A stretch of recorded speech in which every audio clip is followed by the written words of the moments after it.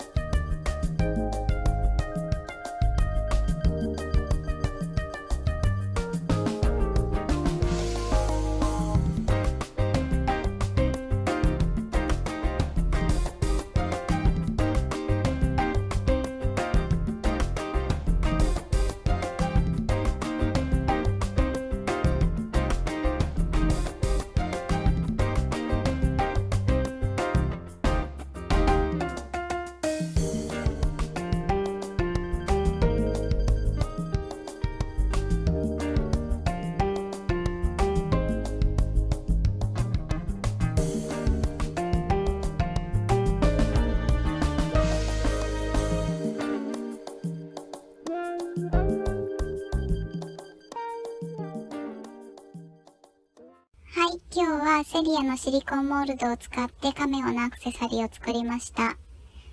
カメオのパーツは買うしかないと思ってたんですけど、これだと自分で作れるのですごくいいです。皆さんもぜひ作ってみてください。本日もご視聴ありがとうございました。それではバイバーイ。